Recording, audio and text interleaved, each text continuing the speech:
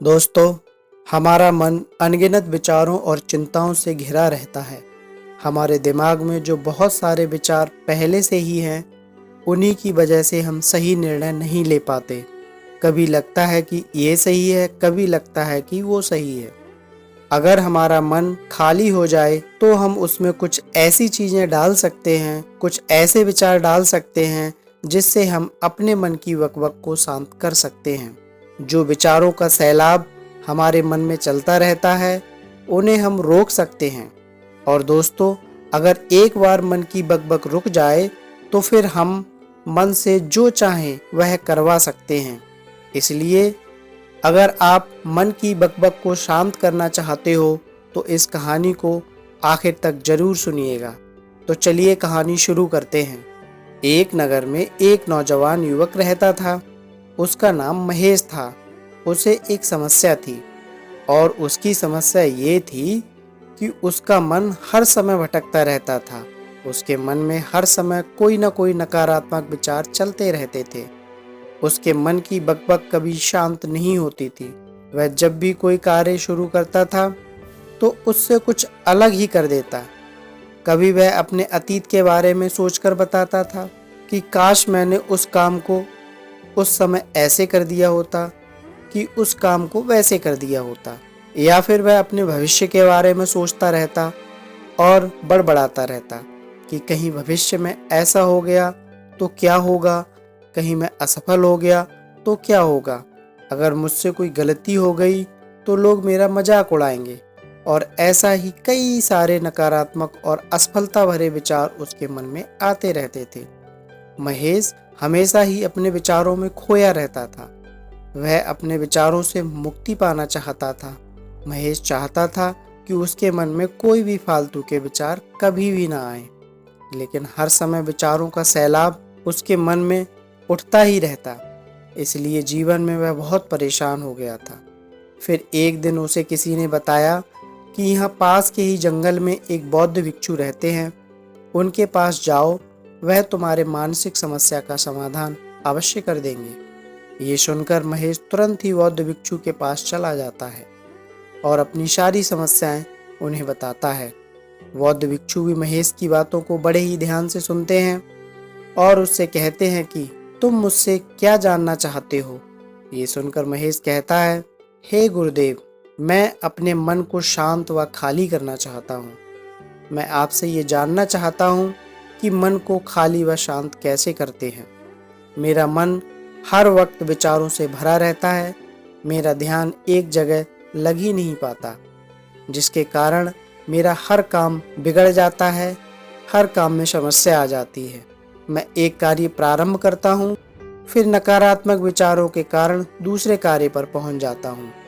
मेरा मन एक जगह ठहरता ही नहीं है और यूं ही हर दिन मेरे मन में हजारों विचार चलते रहते हैं। और ये कब होता है, क्यों होता है, मुझे कुछ पता नहीं चलता। बहुत देर बाद मुझे एहसास होता है कि मैं क्या करने बैठा था और मैं क्या कर रहा हूँ। गुरुदेव, मैं अपने मन को विचारों से खाली करना चाहता हूँ। मैं चाहता हूँ मेरे मन में एक भी फालतू का विचार न आए। जब मैं चाहूँ तभी मेरे मन में विचार आए। फिर बौद्ध भिक्षु ने कहा, किसी समस्या का समाधान तभी निकाला जाता है जब हम उस समस्या की जड़ तक पहुँच जाते हैं, समस्या को ठीक से समझते हैं और जानते हैं। आगे बौद्ध भिक्षु कहते हैं, जिस मन को तुम खाली करना चाहते हो, क्या तुमने उस मन को कभी भी थोड़ा बहुत भी समझा है, जाना है? ये सुनकर महेश ने कहा कि महाराज, मैंने अपने मन को जानने की बहुत कोशिश की है, लेकिन मैं जितना इसके बारे में जानना चाहता हूँ, मेरा मन उतना ही रहस्यमय हो जाता है। फिर बौद्ध भिक्षु ने उस युवक को एक घड़ा देते हुए कहा कि जाओ, इस घड़े में छोटे छोटे पत्थर भरकर ले आओ। फिर वह युवक वहां से गया और छोटे छोटे पत्थर भरकर लेकर आ गया और उस घड़े को वहीं भिक्षु के पास रख दिया। फिर बौद्ध भिक्षु ने उस युवक से कहा कि इस घड़े को तुम अपना मन समझो और इस घड़े में भरे पत्थरों को अपने विचार समझो। अब इस घड़े में और पत्थर डालो। उस युवक ने घड़े में और पत्थर डालना शुरू किया, क्योंकि घड़ा पहले से भरा हुआ था, इसलिए एक दो पत्थर डालने के बाद ही बाकी सारे पत्थर नीचे गिरने लगे। फिर बौद्ध भिक्षु ने युवक से कहा, रुको, जरा ध्यान से देखो। अब घड़े में पत्थर नहीं आ रहे हैं, बल्कि पत्थर नीचे गिर रहे हैं, क्योंकि ये एक घड़ा है। जो इसमें आ सकता था वह आ गया। अब इसमें और पत्थर नहीं आएंगे। अगर दूसरे पत्थर डालने हैं तो पहले वाले पत्थरों को निकालना होगा। ये सुनकर उस युवक ने कहा, गुरुदेव, मैं आपकी बात समझ गया हूँ कि आप मुझे क्या बताना चाहते हैं। हमें अपने मन को विचारों से ही खाली कर देना चाहिए।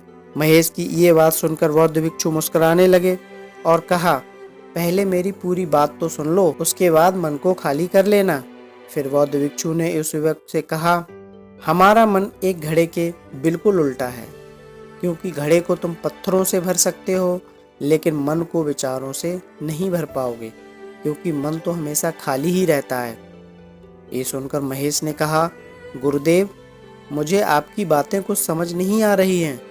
मन अगर खाली रहता है तो फिर हम उसे खाली करना क्यों चाहते हैं? फिर मन को खाली करने की क्या आवश्यकता है? फिर बौद्ध भिक्षु ने महेश से कहा कि इस घड़े से एक एक करके पत्थरों को बाहर निकालो। महेश ने वैसा ही किया।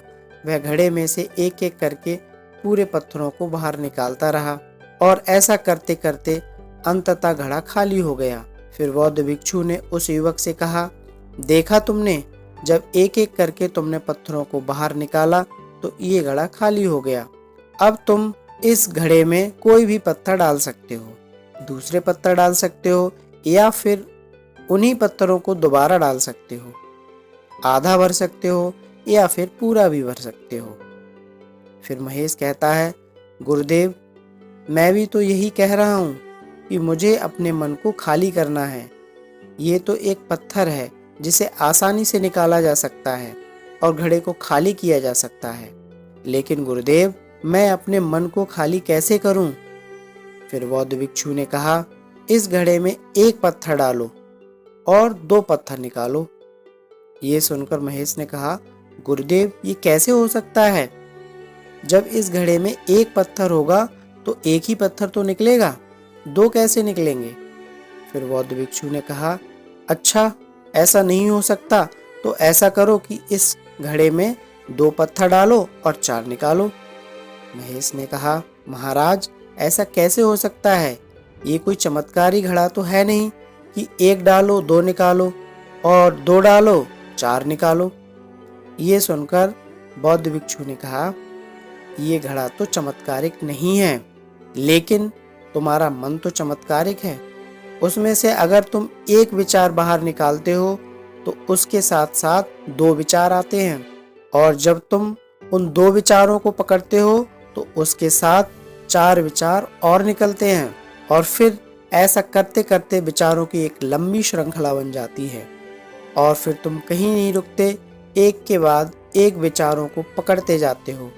ये मिट्टी का घड़ा तो पत्थरों से भर जाएगा, लेकिन तुम्हारा मन कभी नहीं भरता।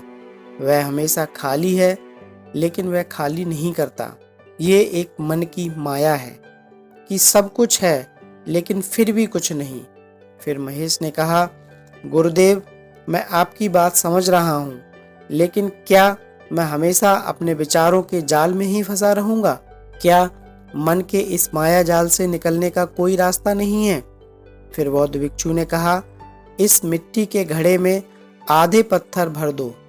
फिर उस युवक ने वैसा ही किया। फिर बौद्ध भिक्षु ने कहा, अब इन पत्थरों में से कोई एक पत्थर ले लो और उस पत्थर की एक छोटी सी मूर्ति बनाकर मुझे दे दो।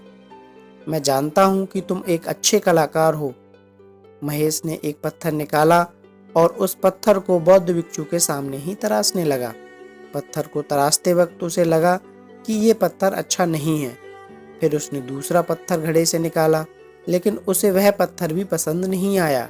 फिर उसने तीसरा पत्थर निकाला, लेकिन वह तीसरा पत्थर भी उसे पसंद नहीं आया। उसका रंग अच्छा नहीं था। ऐसा करते करते महेश ने सारे ही पत्थरों को बाहर निकाल दिया। उसको ऐसा करते हुए बौद्ध भिक्षु बड़े ही ध्यान से देख रहे थे। फिर बौद्ध भिक्षु ने उससे कहा कि जो तुमने सबसे पहले पत्थर निकाला था, उस पत्थर को यह समझकर तराशने की कोशिश करो कि इसके बाद तुम्हारे पास कोई और पत्थर नहीं है और ये एक ही पत्थर तुम्हारे पास है।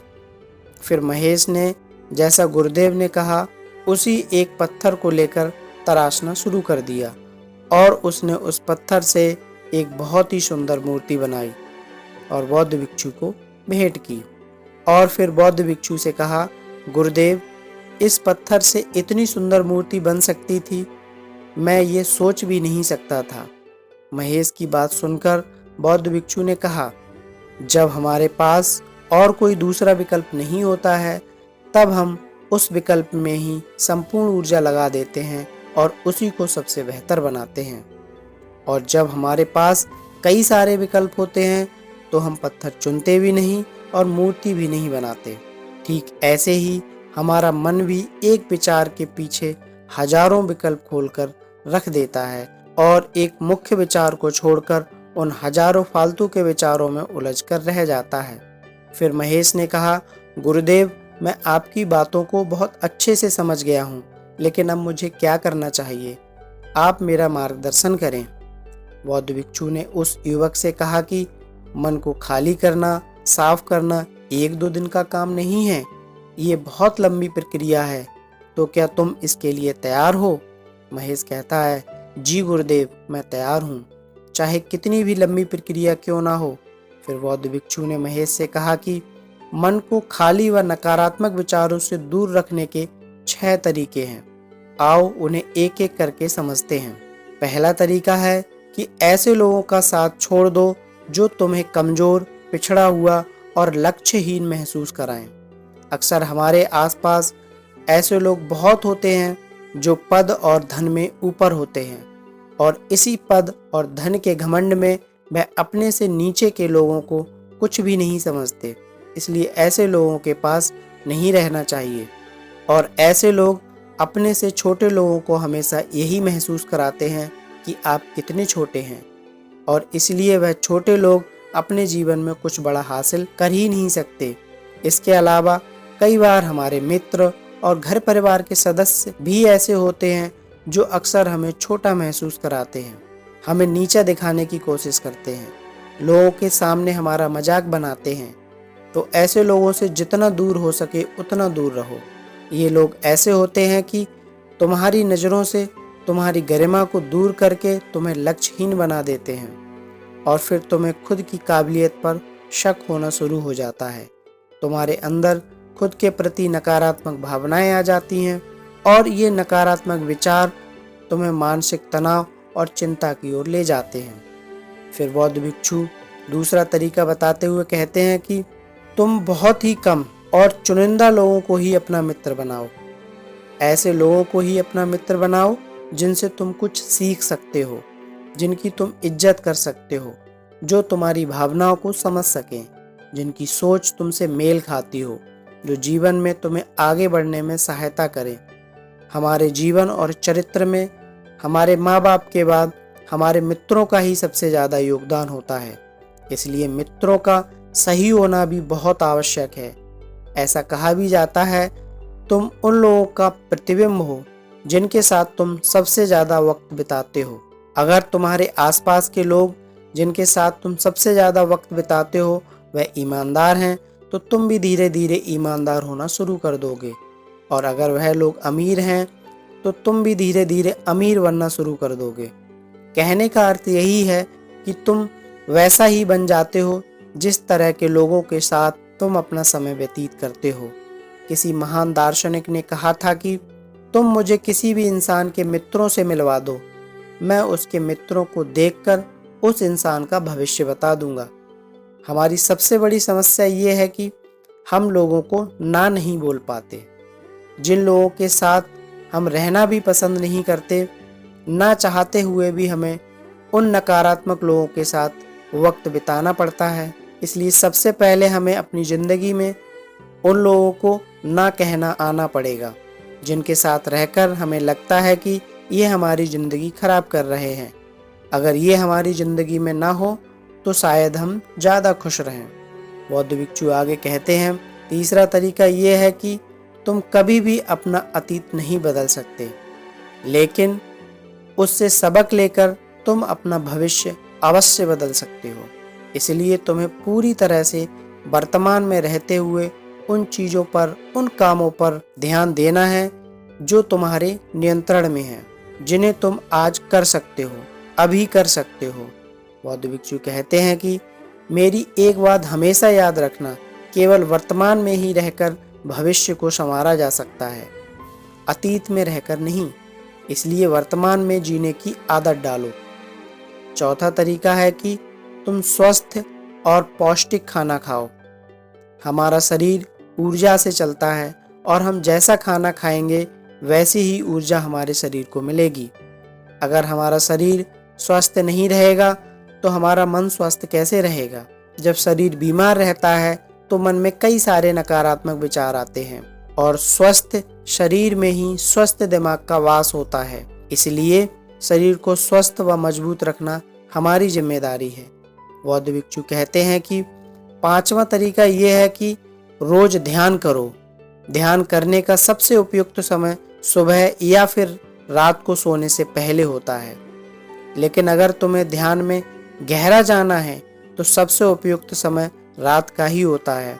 रात में सोने से पहले ध्यान करने से नींद में भी सुधार होता है और बहुत गहरी नींद आती है।